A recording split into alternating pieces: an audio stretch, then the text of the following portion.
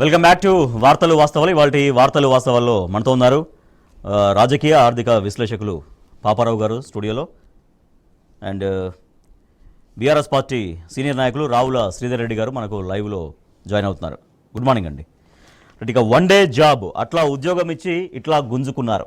ఇది ప్రధానంగా మనం వార్త చూస్తున్నాం. సింగరేణిలో జూనియర్ అసిస్టెంట్ క్లరికల్ గ్రేడ్ 2 ఉద్యోగులకు చేదు అనుభవం అనేది ఎదురైంది. ఉద్యోగంలోకి ఎక్కామని సంబరపడ్డారు ఉద్యోగులంతా కూడా. సంబరపడి ఒకరోజు కూడా గడవక ముందే వాళ్లకు మళ్ళీ తెల్లారి నుంచి డ్యూటీకి రావద్దు అంటూ మౌఖిక ఆదేశాలు జారీ చేసింది సంస్థ. మొత్తం 146 మంది పోస్టింగ్లను ఆ సంస్థ నిలిపేసింది.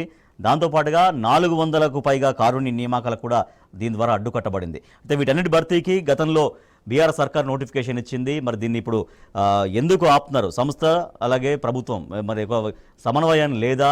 ఒకరి కారణాలు అడిగితే ఒకరిపైన ఒకరు నెట్టుకుంటూ కాలయాపన చేస్తున్నారు తప్పించి వాళ్ళకు మాత్రం న్యాయం చేయట్లేదు. మాకు న్యాయం చేయండి అంటూ కూడా ఉద్యోగాలు పొందిన వాళ్ళంతా కూడా తీవ్ర ఆవేదన వ్యక్తం చేస్తున్నారు. శ్రీధర్ రెడ్డి గారు, సో ఎందుకు ఉద్యోగాలు ఒక సజావుగా వాళ్ళకి ఇచ్చిన ఉద్యోగాలు ఎందుకు చేయనీయలేకపోతుందో సంస్థ కావచ్చు, తర్వాత ప్రభుత్వం కావచ్చు? ఒక సమన్వయం లేకపోవడమా? వాళ్ళ ఉద్యోగం వచ్చింది అని సంబరపడే లోపే మళ్ళీ తెల్లారి నుంచే మీరు డ్యూటీకి రావద్దు అనేది ఆ సంస్థ నుంచి వాళ్ళకి అందినటువంటి మౌఖిక ఆదేశాలు. కారణాలు ఏమై ఉంటాయి? ఏమి డిస్కస్ చేసుకోవచ్చు దీంట్లో? అంటే ప్రభుత్వ చిత్తశుద్ధి లేని వైఖరి దీనికి కారణం అవుతుంది. Singareni generally they behave and act independently, but at the same time government guide lines లేకపోతే గవర్నమెంట్ యాటిట్యూడ్ దీనికి కారణం. ఫ్రమ్ ద డే వన్ ఏదైతే ఉద్యోగులకి లేకపోతే మిగతా వర్గాలకి ఏదైతే హామీలు ఇచ్చి అధికారంలోకి వచ్చిందో, ఫ్రమ్ ద బిగినింగ్ ఇదే యాటిట్యూడ్ కాంగ్రెస్ పార్టీ గవర్నమెంట్ చూపిస్తూ ఉంది. ముందు మెగా డిఎస్సి పెడతామని చెప్పినారు, తర్వాత రకరకాలుగా మాట్లాడినారు. ఇప్పుడేమో ముఖ్యమంత్రి గారు వెళ్ళి యూపీఎస్సి చైర్మన్ కలిసి వచ్చారు, విధి విధానాలు టీఎస్పీఎస్సి రకరకాలుగా మాటలు చెప్తూ ఆ ప్రాసెస్ని డిలే చేస్తూ ఉన్నారు. మెగా డిఎస్సి అన్నారు, ఇంతవరకు దానికి గతి లేదు. మళ్ళీ ఏదో with in the government already ఉద్యోగం చేస్తున్నటువంటి ఉపాధ్యాయులకు టెట్ చెప్పారు, దాని గురించి ఏమీ ముందుకు పోవట్లేదు. సో దానాదీనా చెప్పొచ్చేది ఏంటంటే ఉద్యోగాల కల్పనకు సంబంధించి మొత్తానికి ప్రభుత్వం యొక్క వ్యవహార శైలి చాలా అనుమానాస్పదంగా ఉంది. ఇక్కడనైతే ఎంత డిసప్పాయింటింగ్ గా ఉంటుంది. పాపం వాళ్ళు 146 మెంబర్స్ ని గవర్నమెంట్ రిక్రూట్మెంట్ చేసింది. అప్పుడున్నటువంటి కేసీఆర్ గారి సర్కార్ ఆదేశాల మేరకు అప్పుడు రిక్రూట్మెంట్ అయింది. కొన్ని కంపాషనేట్ మీరన్న కారుణ్య నియామకాలు అయినాయి.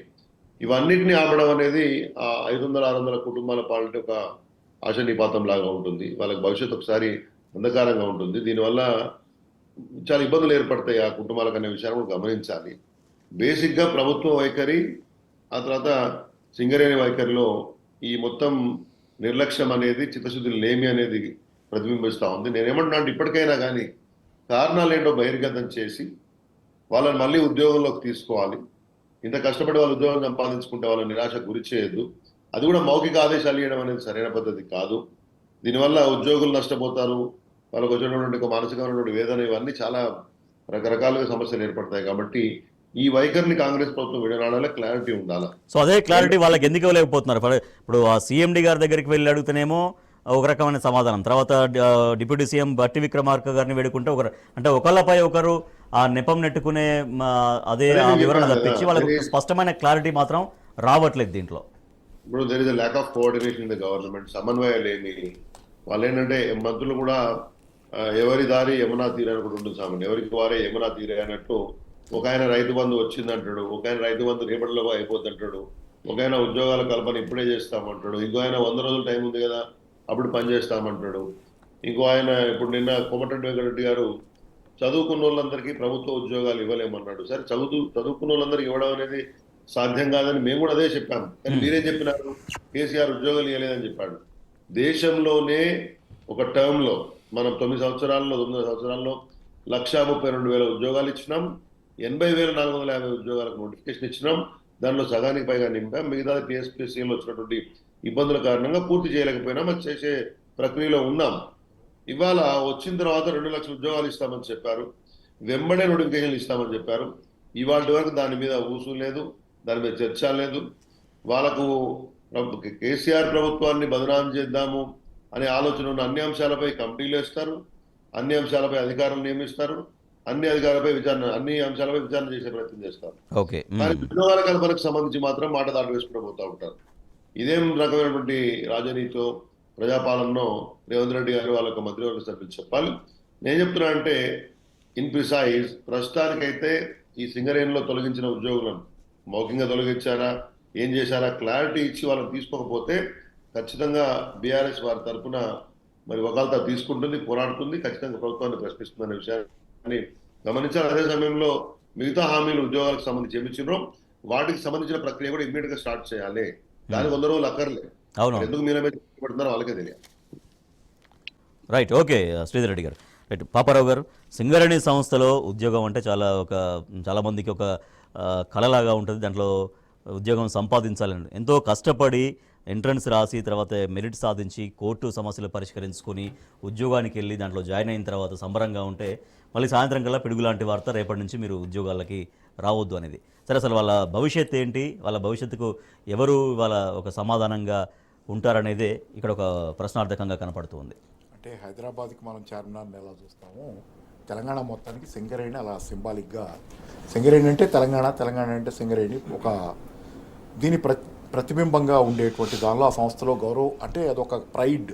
సింగరేణిలో ఉద్యోగం చేయటం అంటే తెలంగాణ ప్రైడ్ అనేది, అది అవును, అదొక గౌరవంగా కూడా. కేవలం ఉద్యోగం సెక్యూరిటీ, ఉద్యోగ భద్రత, లేకపోతే ఉద్యోగంలో జాయిన్ అయితే ఉండే ఇదితో పాటుగా ప్రయోజనాలు, లేకపోతే దాంతోపాటుగా ఒక ప్రైడ్గా తెలంగాణ ప్రజలకు ఉండేది సింగరేణి. దానిలో ఈరోజు ఉద్యోగం ఇచ్చి, సరే అది అంతకుముందు నోటిఫికేషన్ ప్రకారం దేని ప్రకారమైనా రానివ్వండి, ఉద్యోగంలో జాయిన్ అయ్యారు, ఒక్కరోజు వెళ్ళారు, మాస్టర్లో ఒకరోజు ఎక్కిన తర్వాత మళ్ళీ రెండో రోజు నుంచి రావద్దని మౌఖిక ఆదేశాలు, మౌఖికంగా చెప్పడం వాళ్ళకి. దీని వెనక సింపుల్గా కనపడేది అంటే మౌఖికంగా ఎందుకు చెబుతున్నారు, ఏ కారణం లేకుండా. ఇప్పుడు బట్టి గారు ఒక మాట చెప్పి లేకపోతే సీఎం రెడ్డి గారు ఒక మాట చెబుతున్నారంటే వాళ్ళిద్దరి మధ్య ఏదో సంథింగ్ అంటే కోఆర్డినేషన్, లేకపోతే ఇన్ని గంటల పాటు కోఆర్డినేషన్ లేని స్థితి ఉండదు. ఇమీడియట్గా కనుక్కుంటారు కదా ఇలాంటిది ఏం జరిగింది అనేది, ఎవరైనా కనుక్కుంటారు. కాబట్టి ఏంటంటే మౌఖిక ఆదేశాల సారాంశం ఏంటంటే ఆన్ పేపర్ కనుక ఇస్తే కనుక ఆదేశాలు మీడియాకి వెళ్ళిపోద్దేమో న్యూస్ అనే భయం ఒకటి తప్పితే ఇంకోటి కనపట్టాల. ఆన్ పేపర్ ఇచ్చారనుకోండి, మీరు రేపు నుంచి రావద్దని, మరి ఇటు పక్కన మీరు ఇచ్చినటువంటి రేపు నుంచి ఉద్యోగం ఇచ్చినటువంటిది ఒక పక్క, ఇది పక్క, ఒక పక్క పేపర్లో వస్తే మీ గురించి తెలుస్తుంది. కాబట్టి మౌఖికంగా ఆదేశాలు ఇచ్చి ఊరుకుంటున్నారని అనుకోవాల్సి వస్తుంది. రెండోది ఇక్కడ నేను చెప్పేది ఒకటే, ఈ ఒక్క విషయంలోనే కాదు, మేమే చేసామనిపించుకోవాలనే ఒక పరిమితమైనటువంటి సంకుచిత దృష్టితో డ్యామేజ్ చేసింది రైతు బంధు విషయంలో కూడా చేశారు ఇంతకుముందు. రైతు బంధు నవంబర్ 28వ తారీఖు రైతు బంధు రావాలి, దానికి అడ్డం పడ్డారు. నవంబర్ 28వ తారీఖు ఇవ్వడానికి ఈసీ ముందు పర్మిషన్ ఇచ్చింది, దానికి హరీష్ రావు గారి పేరు చెప్పి అడ్డం పడ్డారు. ఏదో మీటింగ్లో ఆయన దాని గురించి పార్టీ పరంగా చెప్పుకున్నారనే దాన్ని చెప్పి అడ్డంగా పడ్డారు. ఆ పట్టవే కాకుండా దానికి అదనంగా ఏం చెప్పారు, ఇప్పుడు తీసుకుంటే రైతు బంధు మీకు 10,000 వస్తుంది, మేము వచ్చిన తర్వాత తీసుకుంటే డిసెంబర్ 9న 15,000 వస్తుంది, ఆగండి అన్నారు. ఇప్పుడు ఈ ఉద్యోగాలు కూడా ఆగండి, మేము నోటిఫికేషన్ ఇచ్చి మేము ఇస్తే ఘనంగా ఉంటుంది, మాకు మేము ఇవ్వాలి. ఎందుకంటే వీటికి అంటే మీరు చెప్తున్నట్టుగా వీటికి గత బీఆర్ఎస్ సర్కార్, కేసీఆర్ గారి సర్కార్ ఇచ్చినటువంటి నోటిఫికేషన్ కాబట్టి అది ఆ క్రెడిట్ అనేది వాళ్ళకి పోకుండా ఉండాలనేది ఒక ప్రయత్నం తప్పితే బతుకుల గురించి అంతే. మరి సింపుల్ అదే. ఆ ఉద్యోగాలు మేము ఇచ్చేవాళ్ళని లెక్కల్లో రేపు పొద్దున 4 ఏళ్ల తర్వాత, 2 ఏళ్ల తర్వాత, 3 ఏళ్ల తర్వాత లెక్కలు అడిగితే కనుక ఏ ఉద్యోగాలు ఇచ్చారు, మీరు ఇవ్వలేదు కదా, ఉద్యోగాల పేరు చెప్పి అధికారంలోకి వచ్చారు కదా అంటే చూపించుకోవడానికి ఆ లెక్కలో కాస్త ఇంకొకరు కొద్ది ఉద్యోగాలు కలుపుకోవడం కోసం తప్పి ఈ ప్రయత్నం ఇంకోటి కాదు. కాబట్టి ఏంటంటే ఖచ్చితంగా దీన్ని అంటే అమానుషమైన చర్య, ఇది అమానుషమైంది. ఎందుకంటే సామాన్య జనం అసలే నిరుద్యోగం ప్రబలంగా ఉన్న దశలో మీరు నిరుద్యోగ వృత్తి ఇస్తామన్నారు, అది ఒక అబద్ధంగా మిగిలింది. అలాగే జాబ్ నోటిఫికేషన్ మరి అంతవరకు బోర్డు టీఎస్పీఎస్సీ కాన్స్టిట్యూట్ చేస్తారనేది సరిగ్గా ఏదో చేస్తున్నారు, కానీ అది ఎప్పటికి పాలనలోకి వస్తుంది, ఈలోపు ఆ పార్లమెంట్ ఎన్నికల నోటిఫికేషన్ రాదా, ఆ నోటిఫికేషన్ వస్తే దాని పరిస్థితి ఏంటి, ఇన్ని సమస్యల మధ్యలో ఆ కాసిన ఉద్యోగాలు కూడా. వీటికి సంబంధించి మంత్రి కోమరెడ్డి వెంకరెడ్డి గారి స్టేట్మెంట్ ఉంది, ఇందాక శ్రీధర్ రెడ్డి గారు అదే గుర్తు చేశారు.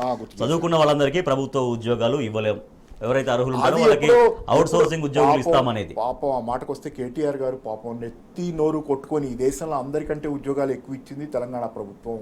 అన్ని ప్రభుత్వాల కంటే, కేంద్ర ప్రభుత్వం కంటే కూడా, రాష్ట్ర ప్రభుత్వాలు ఇతరత్ర అంటే కూడా ఎక్కువ ఉద్యోగాలు ఇచ్చాం, ఇంకా సమస్య ఉంటే మేము సాధ్యమైనంత ప్రయత్నం చేస్తున్నామని రోజువారీ పెట్టుబడులు ఎక్కడి నుంచో తెచ్చి ఈ రాష్ట్రంలో పెడతా అన్ని ప్రభుత్వ ఉద్యోగాలు ఇవ్వటం ఈ కాలంలో సాధ్యం కాదు. ఎందుకంటే దేశంలోనే ప్రైవేటీకరణ విధానాలు వచ్చిన తర్వాత అన్ని ప్రభుత్వ ఉద్యోగాలు లేవని పాపం ఆయన నెత్తి నీరు కొట్టుకుని చెప్తే, ఆ రోజు వీళ్ళు మాట్లాడిన మాటలు, వీళ్ళు చెప్పినటువంటి ఈ నిరుద్యోగ వృత్తి ఇస్తాం, వీళ్ళు మోసం చేస్తున్నారు, ఉద్యోగాలు ఇవ్వలేదు, ఇవన్నీ మాట్లాడారు కదా. పైగా ఇంకో పక్కన ఏమంటారు, ఆయనేమో చదువుకున్న వాళ్ళందరికీ ఉద్యోగాలు ఇవ్వలేమని కోమటిరెడ్డి గారు అంటే, ఈ కిందేమో మల్టీనేషనల్ కంపెనీలతో ఒరిగేదేమి లేదని చెప్పి బట్టి విక్రమార్క గారు. ఇదే మనం ఏమన్నా ఇంకా ఫ్యూడల్ యుగంలో ఉన్నామా? చాలా కాలం దాటి వచ్చాం. ప్రైవేట్ కంపెనీలు, మల్టీనేషనల్ కంపెనీ, పెద్ద పెద్ద గూగుల్, అమెజాన్ లాంటి కంపెనీలే మల్టీనేషనల్ కంపెనీలే. వాటి మీద నాకు కూడా ప్రేమ లేదు, కానీ అవి లేకుండా ఇక్కడ ఉద్యోగాలు ఎక్కడున్నాయి? ఆ మాత్రం ఉద్యోగాలు కూడా లేవు కదా బ్రహ్మాండమైన స్థాయిలో ఆ సంస్థలు. ఇప్పుడు ఆ సంస్థలు ఉద్యోగాల్లోంచి తీసేస్తుంటేనే చాలా మందిని గగ్గోలు పడుతున్నాం మనం ఏమవుద్దని. కాబట్టి నేనండి వాటి వల్ల ఒరిగేదేమీ లేదు. మైక్రో ఇండస్ట్రీ పెడతా, గాంధీయిజం మంచిదే, కానీ గాంధీ ఫార్ములా మీరు పోటీలో నిలబడలేనప్పుడు మైక్రో, సూక్ష్మ, చిన్న స్థాయి పరిశ్రమలు తెస్తారంటే ఏంటంటే, బట్టి విక్రమార్క గారు ఇంకెక్కడో గాంధీ సిద్ధాంతాలు నమ్మండి. గాంధీ సిద్ధాంతాలు నమ్మాల్సిన చోట అహింసా పద్ధతిలో అవి నమ్మండి, కానీ మన పార్లమెంటరీ పద్ధతిలో పనిచేసినప్పుడు ఆ పద్ధతులు పనిచేస్తున్నాయి. కానీ నేను అనేది ఏంటంటే, మీరు ఆర్థికంగా గాంధీ సిద్ధాంతాలను ఈరోజు ఎవరు అనుసరిస్తున్నారు? మీరు అనుసరించగలిగారా కేంద్రంలో ఉండగా? మీరు కూడా భారీ పరిశ్రమలు తేవడానికే నెహ్రూ గారు ప్రయత్నించారు కదా. నెహ్రూ తెచ్చింది భారీ పరిశ్రమలే కదా. మరి ఇప్పుడు రైట్. శ్రీధర్ గారు, రెండు మంత్రుల స్టేట్మెంట్స్ మనం చూస్తున్నాం. చిన్న బ్రేక్ తర్వాత మీతో మాట్లాడతాను.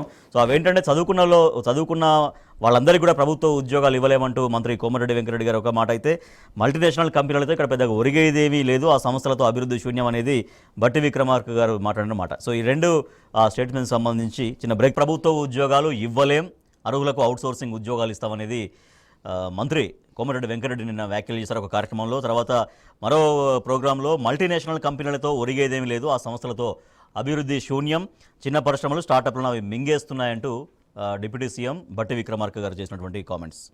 ఈ రెండు కూడా డిఫరెంట్గా ఉన్నాయి. అంటే చదువుకున్న వాళ్ళందరికీ ఉద్యోగాలు ఇవ్వకపోతే, ప్రభుత్వ ఉద్యోగాలు ఇవ్వలేకపోతే ప్రైవేట్ రంగంలో మంచి అవకాశాలు కల్పించాలి.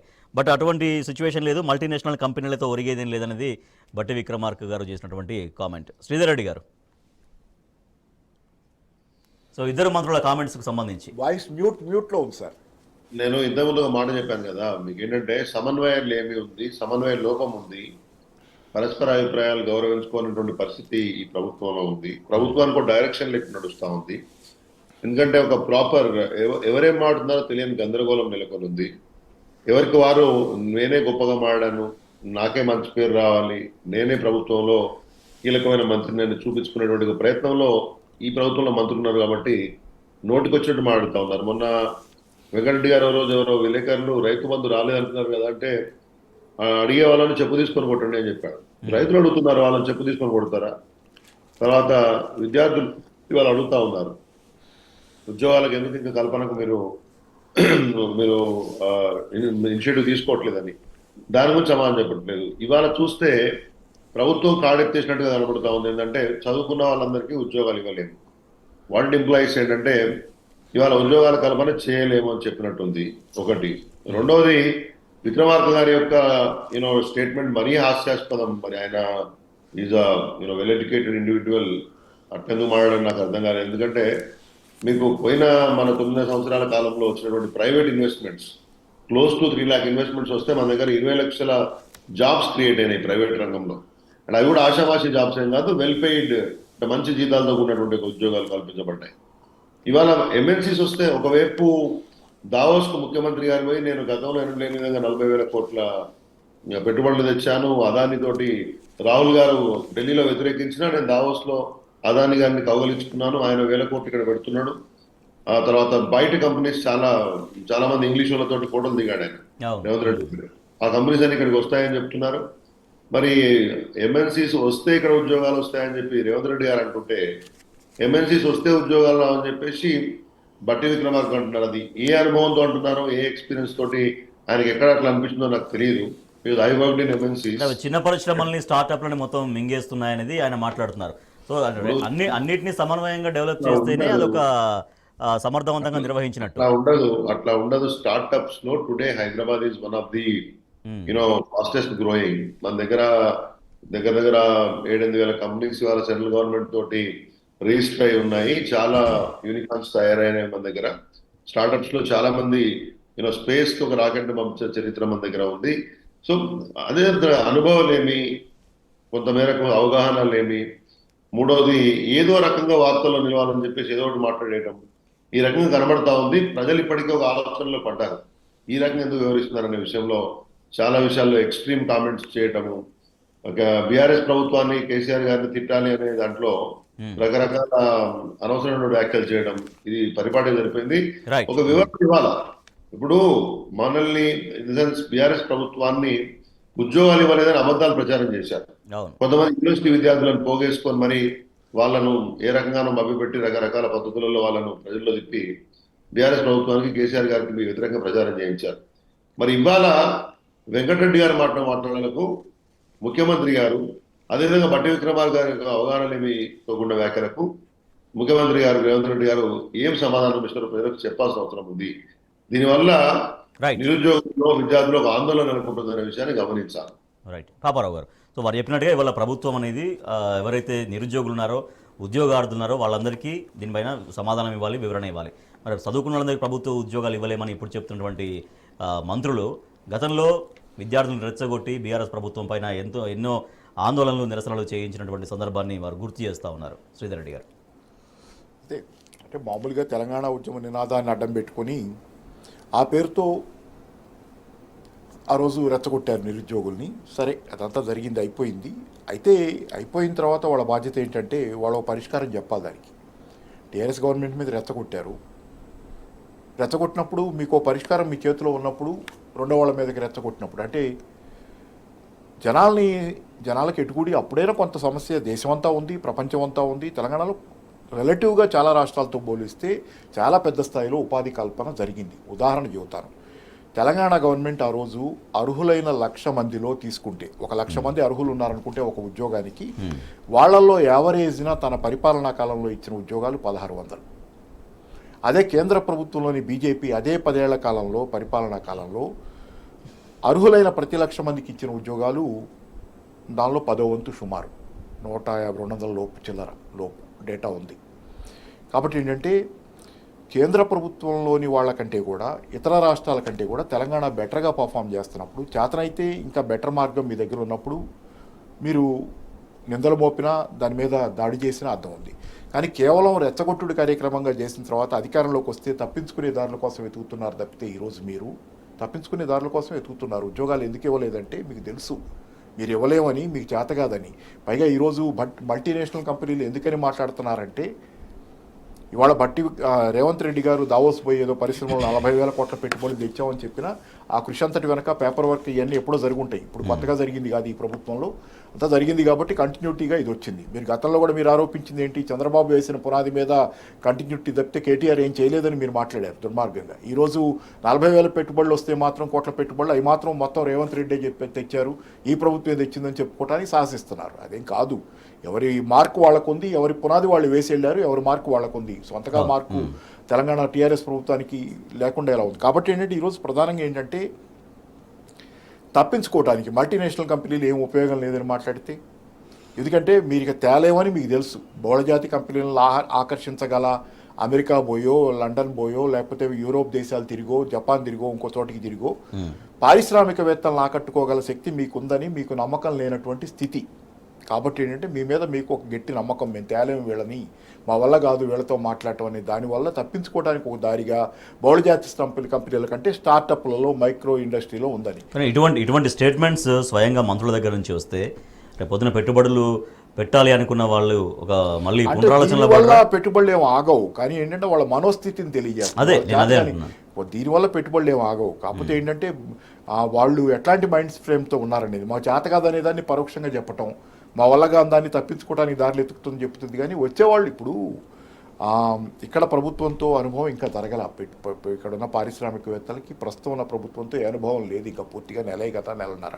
అయితే ఏంటంటే ముందు కాలంలో వీళ్ళతో అనుభవాలు చాలా ఉంటాయి, రెగ్యులర్ ఇంటరాక్షన్ ఉంటుంది, అనుభవం ఉంటుంది. వీళ్ళు ఎట్లా దాన్ని ఫెసిలిటేట్ చేయగలరు వాళ్ళ యాక్టివిటీని, దానికి కూడా మైండ్ సెట్ కావాలి కదా. ఇప్పుడు ఫెసిలిటేట్ చేశారంటే ఒక పారిశ్రామిక అవుట్లుక్ ఉండాలి, దానికి సంబంధించినటువంటి స్కిల్ ఉండాలి, మైండ్ ఫ్రేము, పారిశ్రామిక పెట్టుబడిదారీ విధానం ఎలా పనిచేస్తుంది, ఓవరాల్ ఫ్రేమ్ ఉండాలి. మీకు అది ఫ్రేమ్ లేకుండా మీరు గూగుల్ కంపెనీ సీఈఓతోనో, అమెజాన్ కంపెనీ సీఈఓతోనో వ్యవహరించాలంటే మన పాత మైక్రో గాంధీయన్ ఆలోచనలతో, గాంధీయన్ ఆలోచన విమర్శించట్లా, మైక్రో మీడియం గ్రామ స్వరాజ్యం నుంచి మీరు గూగుల్ కంపెనీ సీఈఓతో మీరు ఇంటరాక్ట్ అవ్వలేరు. నేను అనేది గ్రామ స్వరాజ్యం అనేది ఒకప్పటి కాన్సెప్ట్, అహింస వేరు, గ్రామ స్వరాజ్యం ఇట్లాంటివి వేరు, రాజకీయాలు వేరు చేయండి. గాంధీ ఆర్థిక విధానాలు సూటబుల్ కాదు. మీరు గాంధీ ఆర్థిక విధానాల మైండ్ ఫ్రేమ్తో గూగుల్స్ కంపెనీ సీఈఓతో వ్యవహరించలేరు. ఏంటంటే ఈరోజు టోటల్ Right, ఫెయిల్యూర్ని okay. అడ్మిట్ చేయటం.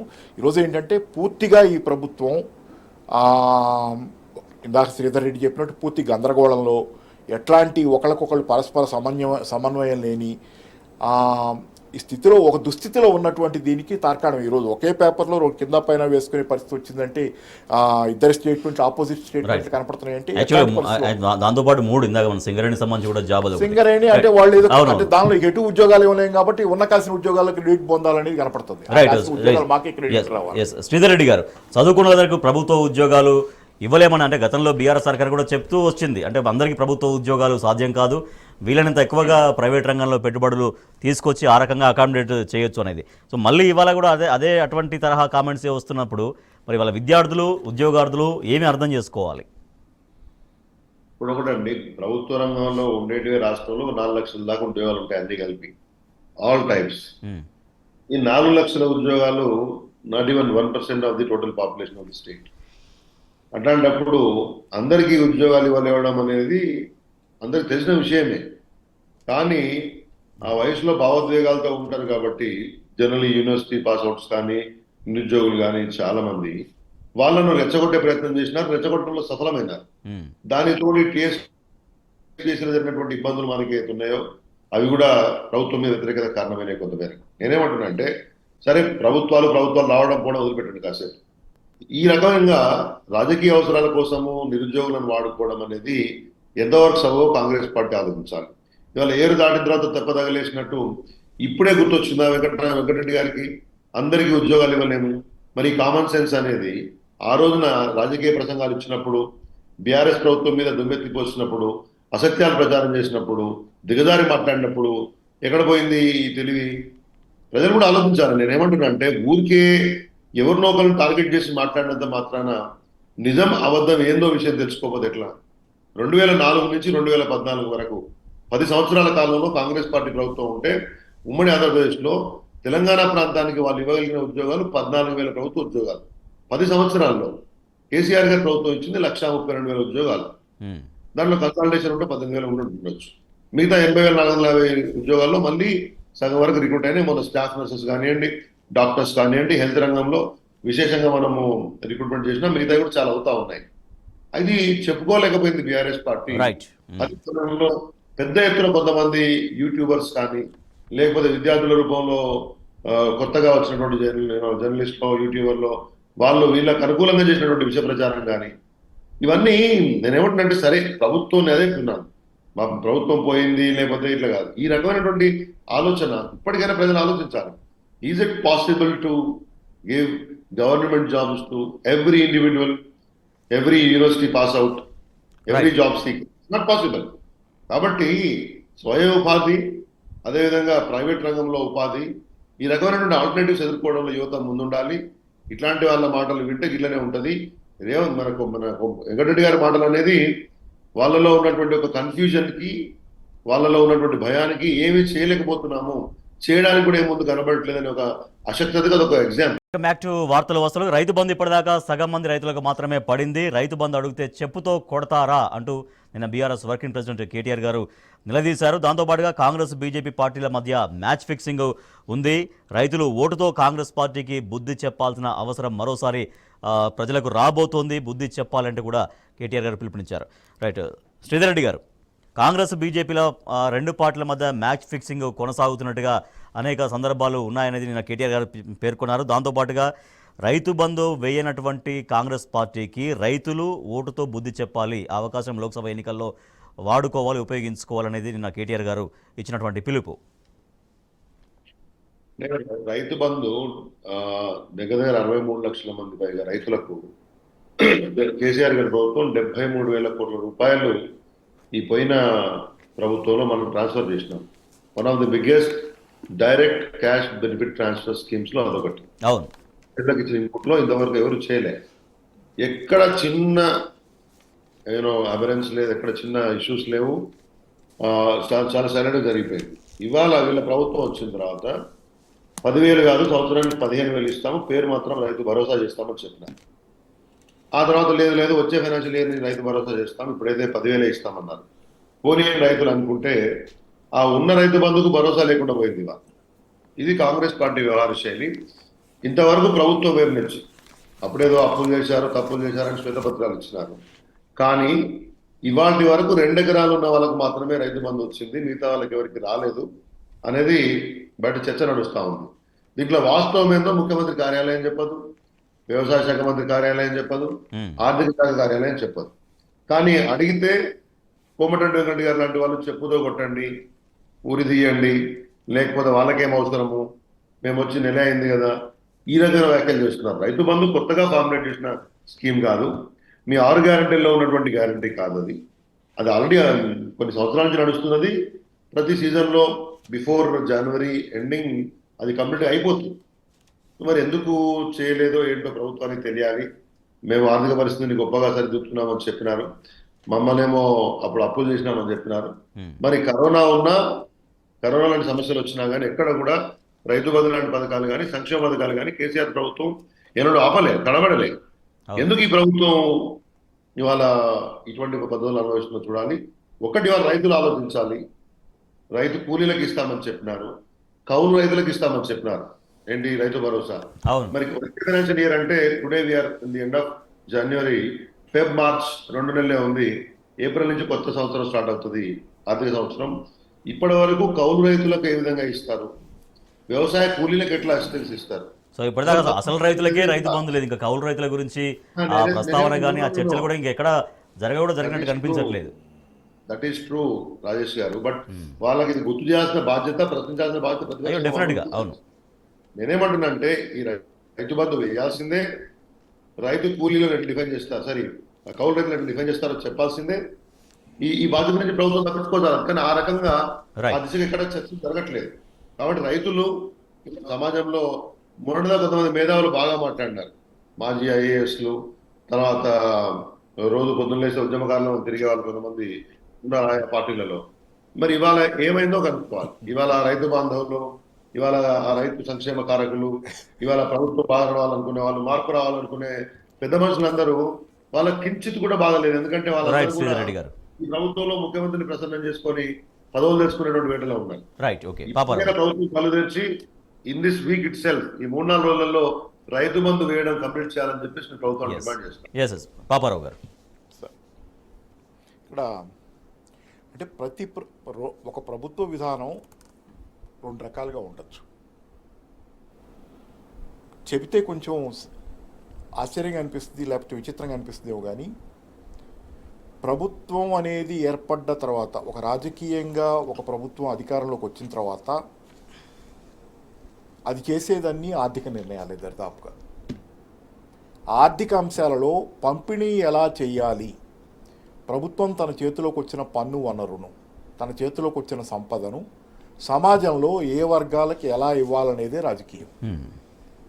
ఆ రాజకీయంలో కేసీఆర్ గారు ఎంచుకున్నది వచ్చిన సంపదను జనసామాన్యానికి సాధ్యమైనంతగా పంపిణీ చేయాలి.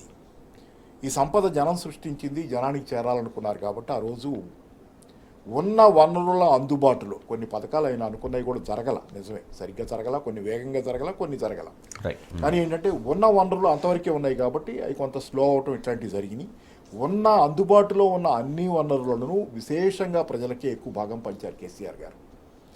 అది నచ్చని రాజకీయం ఒకటి ఉంటుంది, ఇలా పంచడం ఏంటి జనానికి నచ్చని రాజకీయం. అందుకే కేసీఆర్ గారి మీద ఈరోజు రకరకాలైనటువంటి వికృతమైనటువంటి పాటల్ని పెట్టి కేసీఆర్ గారు ఏదో అంటే ఆయన ఇక్కడి నుంచి వెళ్ళిపోయారు, ఇదేనిది అంటే అధికారం నుంచి వెళ్ళిపోవటం గురించి వికృతమైనది. ఈ ధోరణి ఈరోజు కాదు, నేను కొంచెం పక్కకెళ్ళి చెబుతున్నాను.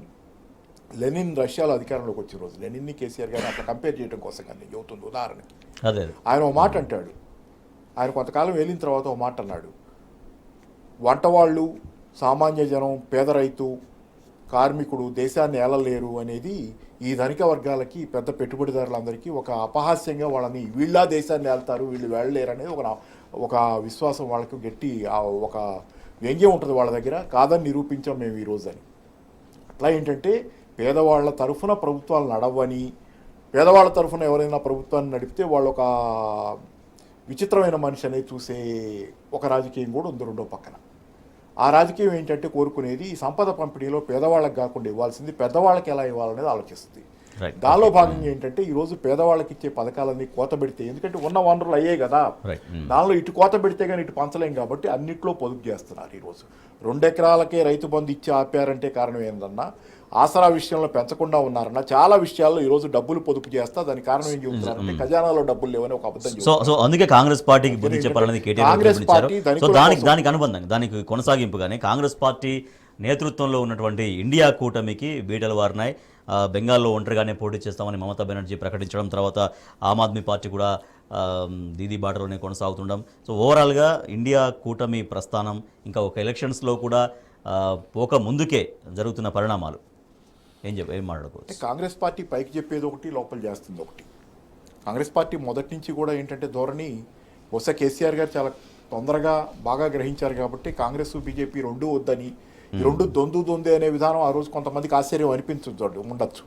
కానీ ఈరోజు ఆమ్ ఆద్మీ పార్టీ అక్కడి నుంచి తప్పని స్థితి ఎందుకు వచ్చింది? మమతా బెనర్జీకి ఈ ఇబ్బందులు ఎందుకు వస్తున్నాయి కాంగ్రెస్ పార్టీతో? మమతా బెనర్జీని ఏమి ఇబ్బంది పెడుతున్నారు? మమతా బెనర్జీ ఉన్న రాష్ట్రంలోకి, వెస్ట్ బెంగాల్ రాష్ట్రంలోకి ఎంటర్ అవుతా కూడా ఆ పాదయాత్రలో రాహుల్ గారు పాదయాత్ర చేస్తున్నప్పుడు ఇండియా కూటమిలో ఉన్న మమతా బెనర్జీకి ఆమె వెళ్తారు రాష్ట్రంలో, ఆమెకు చెప్పాలి కదా మేము వస్తాం, పాదయాత్ర ఇక్కడికి వస్తుంది, కలిసి చేద్దాం, కలిసి చేయాలి కదా. ఇండియా కూటమి మొత్తం అది వెస్ట్ బెంగాల్లో ఆయన పాదయాత్ర కూడా అన్ని పార్టీల జెండాలు ఉంటే గొప్పగానే ఉంటుంది కదా.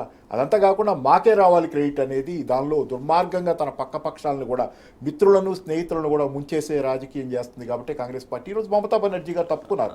ఈ గ్రహించిన కేసీఆర్ గారు ఆ రోజే వీళ్ళిద్దరు కాదు, మేము వేరే వెళ్తాము, వచ్చేవాళ్లే మాతో వస్తారని ముందు కదిలిన రోజు అది కరెక్టు. అందుకని ఏంటంటే ఇద్దరు కలిసి ఈరోజు తెలంగాణలో జరిగిన, దేశవ్యాప్తంగా జరిగిన, ఇద్దరు కలిసి కేసీఆర్ గారి మీద చేసినటువంటి దాడి క్రమంలోనే ఓట్లు బదలాయింపు కూడా జరిగిందనేదే కదా ఆరోపణ. బీజేపీ ఓట్లు కాంగ్రెస్కి బదలాయింపు జరిగింది తెలంగాణలో ఒక పద్ధతి ప్రకారం, దానివల్లే ఓడిపోవడం జరిగింది అనేది కూడా ఒక ఆరోపణ. కాబట్టి ప్రధానంగా ఏంటంటే బీజేపీ కాంగ్రెస్ దొందే, పేరుకు మాత్రం మోడీ గారు కాంగ్రెస్ ముక్త భారత్ అంటారు, కానీ కాంగ్రెస్ యుక్త భారత్ ఉంటే కానీ, యుక్త భారత్ ఉంటే కానీ బీజేపీ విధానాలు, తర్వాత ఏ టీమ్గా బీజేపీ, బి టీమ్గా కాంగ్రెస్ ఉంటే కానీ ధనవంతులకు పంచిపెట్టే విధానాలు కంటిన్యూ అవ్వాలంటే వాళ్ళు వీళ్ళు ఉండాలి తప్పితే మధ్యలో కేసీఆర్ గారు లాంటి వాళ్ళు కానీ ఇంకోళ్ళు కానీ పైకి వచ్చి అక్కడ నిలబడకూడదు ఢిల్లీ పీఠం మీద అనేది. కాబట్టి ఏంటి, ఇద్దరు కలిసి ఆడుతున్న గేమ్ని అక్కడ మమతా బెనర్జీ గారు అడ్డం కొట్టారు, లేకపోతే ఇంకో చోట ఇంకోళ్ళు అడ్డం కొడతారు. రాజకీయంగానే విభేదం కావచ్చు, పంపిణీ విషయంలో వాళ్ళందరికీ తేడాలు ఏమున్నాయి మనకి తెలియదు, కానీ వీళ్ళ ఆలోచనలు వాళ్ళిద్దరే ఉండాలనేది, వాళ్ళిద్దరే అటో ఇటో ఉండాలనేది. శ్రీధర్ రెడ్డి గారు, సమయం చాలా తక్కువగా ఉంది. అంటే పాపారావు గారు చెప్పినట్టుగా కాంగ్రెస్ బీజేపీ అనేది ఎట్లా ట్రావెల్ చేస్తున్నాయి అనేది వారు వివరించారు పూర్తిగా. సో ఇప్పుడు దీంట్లో బీఆర్ఎస్ పార్టీ లోక్సభ ఎన్నికల్లో ఎటువంటి ఫోకస్డ్గా ముందుకెళ్తుంది? చాలా క్లుప్తంగా చెప్పండి, సమయం తక్కువగా ఉంది. చాలా క్లియర్ అండి, దీంట్లో పెద్ద ఏం లేదు. తెలంగాణ వాదం బలంగా, తెలంగాణ ప్రయోజనాల కోసం బలంగా పార్లమెంట్లో కోరాలంటే బీఆర్ఎస్ ఎంపీలే ఉండాలి. ఎందుకంటే రేపు గవర్నమెంట్లో ఈదర్ పార్టీస్, కాంగ్రెస్ వచ్చినా భారతీయ జనతా పార్టీ వచ్చినా, వాళ్ళ పార్టీ ఎంపీలు ఇంతవరకు బలంగా తెలంగాణ కోసం ఏ ప్రాజెక్టుల గురించి పోరాడే సందర్భాలు లేవు. విభజన చట్టంలో ఉన్నటువంటి అనేక హామీలు భారతీయ జనతా పార్టీ ప్రభుత్వం, ఎన్డీఏ ప్రభుత్వం నెరవేర్చకుండా 3 శాఖలు ఉన్న కేంద్ర మంత్రి కిషన్ రెడ్డి గారు ఏమీ చేయలేదు, ప్రశ్నించలేదు. మిగతా 3 వాళ్ళ ఎంపీలు కూడా మాట్లాడలేదు, కాంగ్రెస్ పార్టీ ఎంపీలు మాట్లాడలేదు. తెలంగాణ కోసం మాట్లాడింది బీఆర్ఎస్ పార్టీ ఎంపీలే, పోయిన లోక్సభలో, అంతకుముందు లోక్సభలో. కాబట్టి జరిగే లాభం ఏమైనా తెలంగాణకు జరగాలంటే, తెలంగాణకు ఏమైనా అన్యాయం జరిగితే ప్రశ్నించాలంటే బీఆర్ఎస్ లోక్సభలో ఉండాలి. కాబట్టి కేటీఆర్ ఒక మాట చెప్పారు, తెలంగాణ దళం కానీ, తెలంగాణకు అసలైన బలం కానీ, తెలంగాణ తరఫున గొంతు విప్పే గలం కానీ బీఆర్ఎస్ పార్టీ అవుతుంది. కాబట్టి ప్రజలు బీఆర్ఎస్ ని గెలిపించాలనే విషయాన్ని మేము విజ్ఞప్తి చేస్తా ఉన్నాం. ఇవాళ జరుగుతున్నటువంటి పరిణామాల్లో కాంగ్రెస్ పార్టీ వైఫల్యాలను కూడా ఆలోచించాలి. దేశంలో భారతీయ జనతా పార్టీ అనుసరిస్తున్న వైఖరిని కూడా చూడాలి. తెలంగాణ పట్ల చూస్తున్నటువంటి వివక్ష ధోరణిని వాళ్ళు గమనించాలి. అన్ని ఆలోచించి బీఆర్ఎస్ పార్టీకి అనుకూలంగా ఓటు వేసే విధంగా ప్రజలు ప్రయత్నం చేసే విధంగా మా కార్యాచరణ ఉంటుంది. ముందుకు పోతాం. Thank you so much Ravula Sridhar Reddy గారు. Thank you so much Paparao గారు. ఇది ఇవాల్టి వార్తలు వాస్తవాలు. చూస్తూనే ఉండండి.